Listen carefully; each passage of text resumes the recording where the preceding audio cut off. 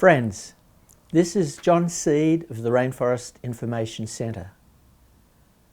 Volunteers from our organisation were part of helping create the Los Cedros Biological Reserve 30 years ago with the help of a grant from the Australian Government's Development Assistance Bureau. We've been involved in saving Los Cedros from multiple threats since then, including illegal loggers, poachers and land developers. As a result of the hard work of Jose Decoux and his allies, according to ecology professor Bitty Roy from the University of Oregon, Los Cedros is the best preserved forest in Western Ecuador. She is one of the many academics who have done extensive research on the biota of Western Ecuador and Los Cedros in particular. However, we're now facing the most serious threat so far. A corrupt and illegal agreement has handed Los Cedros over to the Canadian mining company Cornerstone Resources. 23 international scientists have written a letter celebrating the biological splendour which is at stake here. Their letter begins.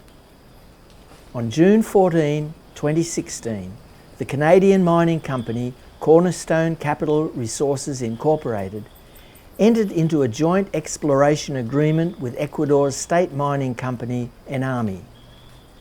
As part of this agreement, a large swathe of pristine choco cloud forest has been put into a mining concession. Much of this forest was previously protected, including most of Los Cedros and all the Cordillera de la Plata. Together, these include some of the last major unlogged watersheds in all of Western Ecuador, in one of the most biodiverse regions on Earth. Cloud forests like Los Cedros are becoming fewer and fewer. They are of the utmost importance to global climate and hydrological cycles. The impact of this decision goes far beyond Ecuador. A report by Earth Economics clearly demonstrates that the ecosystem services of the region far exceed the potential revenues of mining.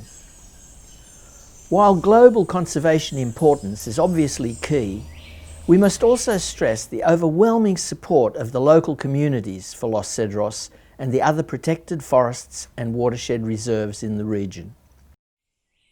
It's now June in 2020. And we've just heard the most exciting news.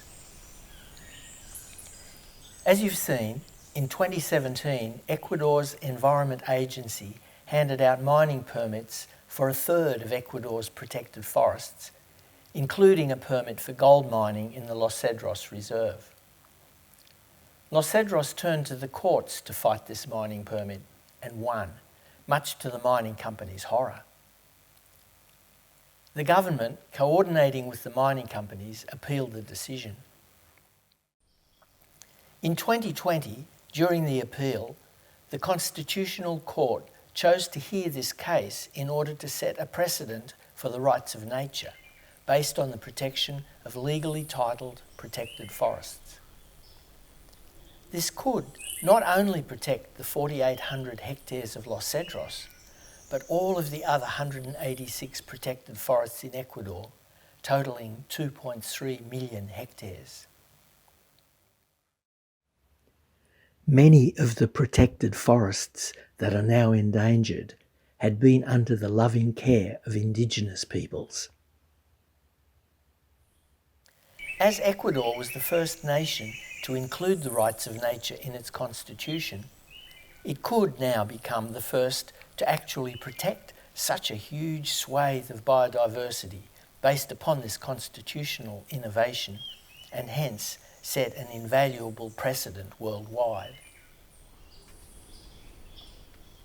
This could be so huge not only for Ecuador's priceless rainforests, but for protected natural areas everywhere threatened by extractivism, that the mining companies will throw everything they've got into trying to prevent this precedent from being set. So we need your support.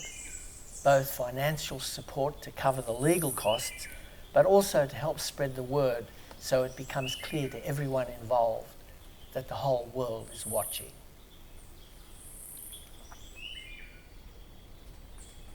The ultimate fate of these ecologically unique ancient forests will be decided by the actions of just one species.